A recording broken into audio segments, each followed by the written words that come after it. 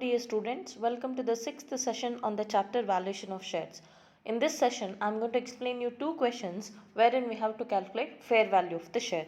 So let us take up the first question.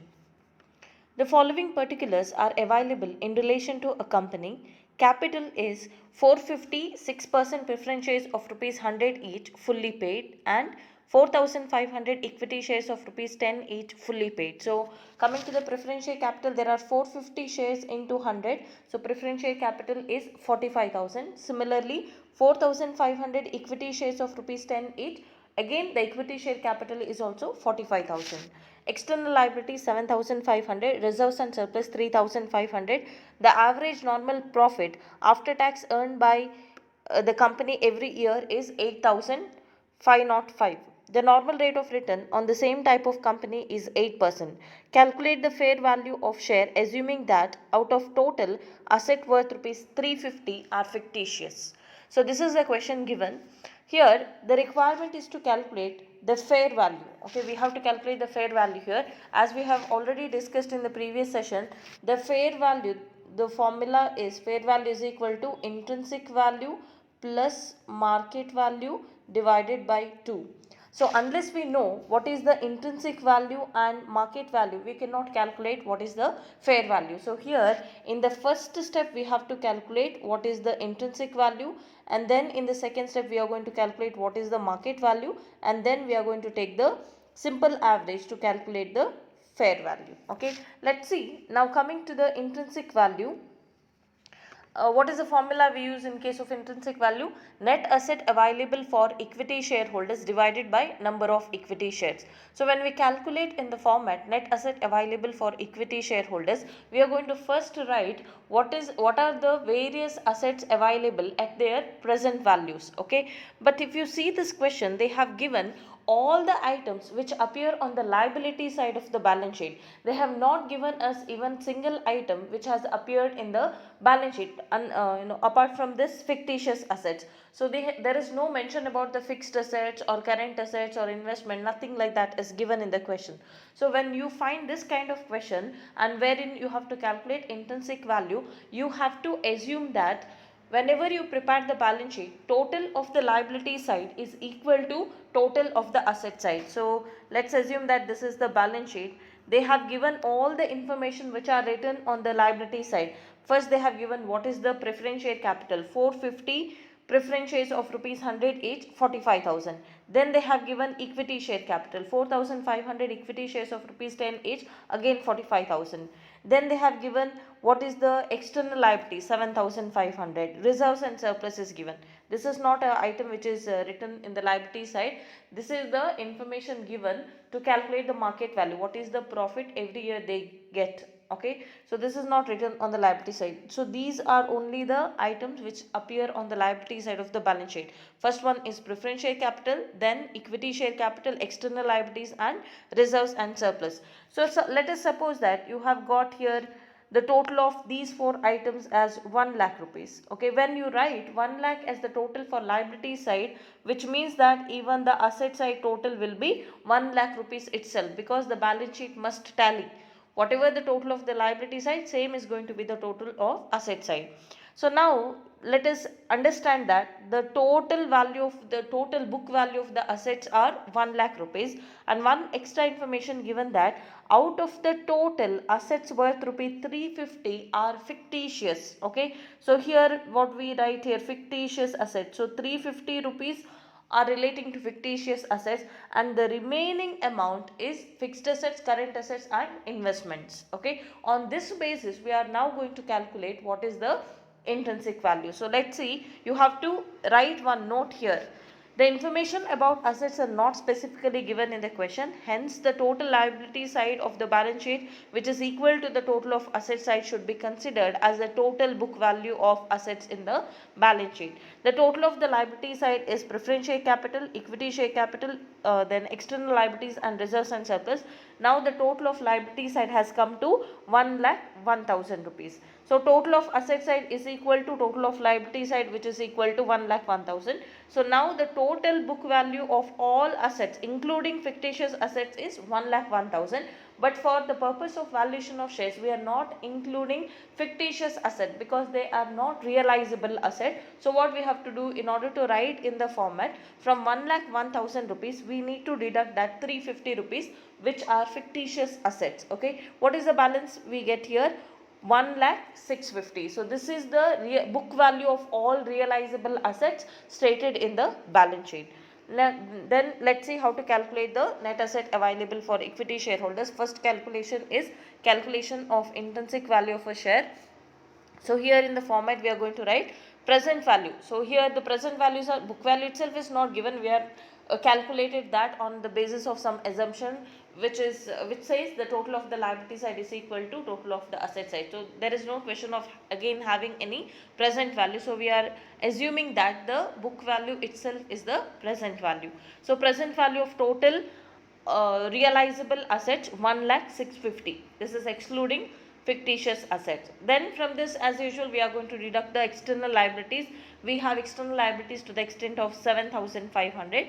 The balance is 93,150. This is called net assets available for all types of shareholders. From this, we are going to deduct the amount payable to the preference shareholders, 450 shares into rupees 100, which comes to 45,000. The remaining balance is 48,150. So here we are going to apply the formula. Intrinsic value of a share is equal to 48,150 divided by 4,500 equity shares. So we get the answer rupees 10.7 per share. So this is regarding the intrinsic value.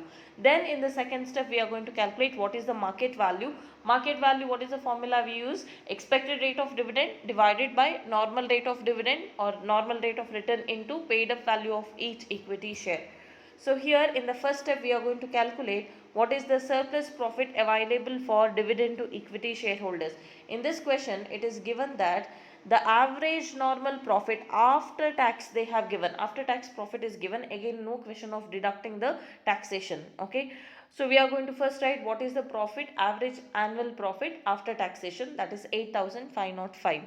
But usually we have to make one appropriation, that is transfer to the general reserve. In this question it is not given, but you cannot skip that adjustment. Every year it is mandatory for on the part of the company to transfer some portion of the profit to the general reserve.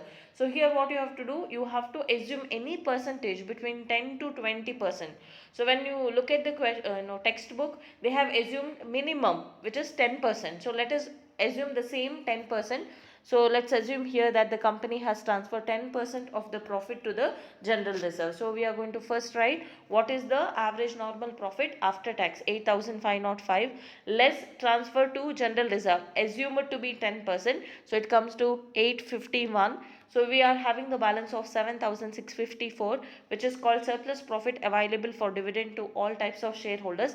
From this we are going to deduct the preference dividend. As we just now saw, the preference share capital is 450 shares into rupees 100, 45,000, and the rate of dividend given here is 6%. So 45,000 into 6%, it comes to 2,700.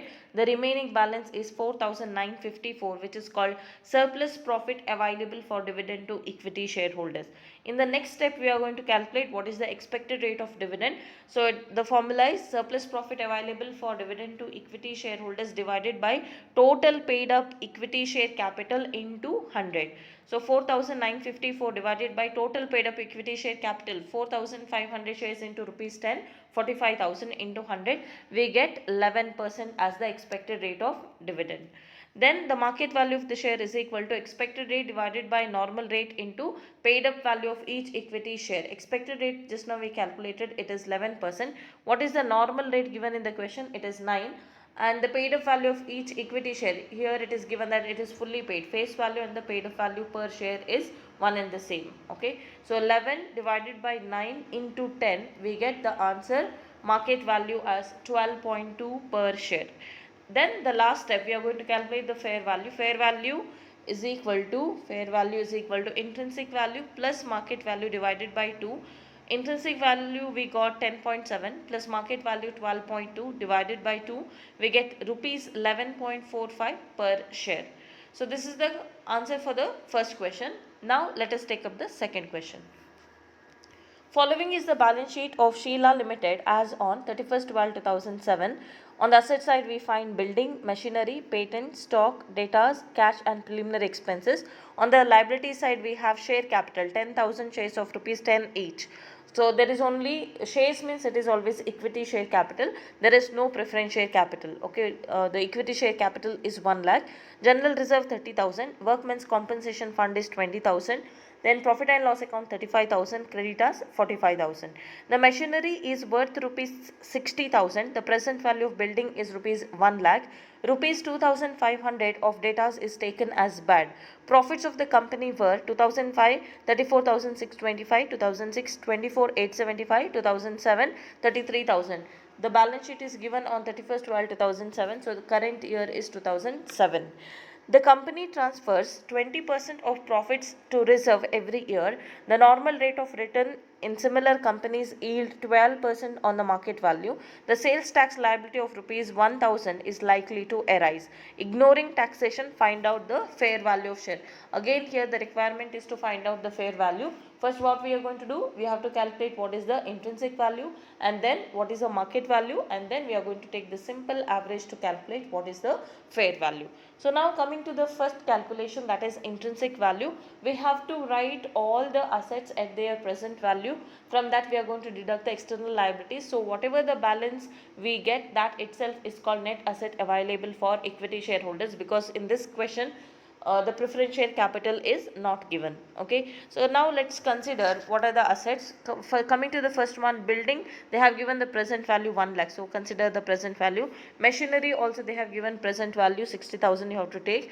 Patents they have not given present value, so you have to assume that book value itself as the present value. Stock they have not given, again you have to take the book value. Coming to data, 47,500 is the actual book value, but there is bad debt to the extent of 2,500. This should be deducted, so remaining balance of 45,000 should be taken to the outer column. Then cash, as it is you have to write. Preliminary expenses, it is not a realizable asset, it is a fictitious asset, so don't consider that. So these are the various assets at their present values. We are going to take the total, which is called gross market value of various assets. From this we are going to deduct the external liabilities. On the liability side, we have share capital, it's not a liability. General reserve, no. Workmen's compensation fund, it's a kind of accumulated fund, it is not a liability. Then profit and loss account, no. There is only one liability given in the balance sheet, creditors. But along with that, in the adjustment it is given that a sales tax liability of rupees 1,000 is likely to arise. So it is a contingent liability. It may arise or it may not arise, but we have to provide for various, we have to provide for anticipated losses and expenses. Okay, so that is why we have to consider this sales tax liability also. Okay, now let's see how to calculate that. So building, as I said, we are considering the present market value, machinery, patent, stock, data less RBD, cash. We got the gross market value of various assets as 2,46,000. From this we are going to deduct the external liabilities, creditors and sales tax. We get the balance of 2 lakh, which is called net asset available for equity shareholders. From this we are going to deduct the divide the number of equity shares. So net asset available for equity shareholders 2 lakh divided by number of equity shares here is 10,000. So we get rupees 20 per share as the intrinsic value. Okay. Then now coming to the market value. So here they have given the profits of the company for 3 years. So we have to take the average of that. But there is one adjustment with regard to the current year. So current year's profit is 33,000, but when they calculated this profits, they have not taken into consideration this bad debt. If it was considered, it would have been debited to the profit and loss account, but it is not debited. So now you have to debit it, nothing but you have to deduct it from 33,000. So the remaining balance should be taken for the average purpose. Okay. Then one more adjustment here is that taxation. Okay, here taxation we have to ignore. So we are not going to charge any taxation, and the percentage which you have to transfer to the general reserve is 20%. So let's see how to calculate that. So first calculation here, first division is calculation of surplus profit, not super profit. It is surplus profit available for dividend to equity shareholders. So we are going to take the average of 3 years profit, 34,625 for the year 2005, 2006 24,875, but 2007 33,000 minus 2,500, we have 30,500. So we have to take the average of these balances divided by 3. We get 30,000 as the average annual profit. Taxation we are ignoring, so remaining balance is called profit after taxation. Less transfer to general reserve at 20% on 30,000, which comes to 6,000. The remaining balance is 24,000. As in this case we do not have preference share capital, we need not deduct the preference dividend. So the remaining balance, whatever we got here, this itself is called surplus profit available for equity shareholders. Then in the second step we are going to calculate the expected rate of dividend. So surplus profit available for dividend to equity shareholders divided by total paid up value of equity share capital into 100.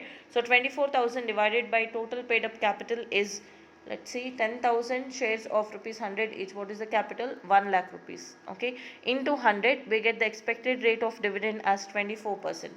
Then we are going to calculate what is the market value of share. Market value of this share is equal to expected rate of return divided by normal rate of return into paid up value of each equity share. In this case the expected rate is 24%, the normal rate as given in the question it is 12, into paid up value per share is 10.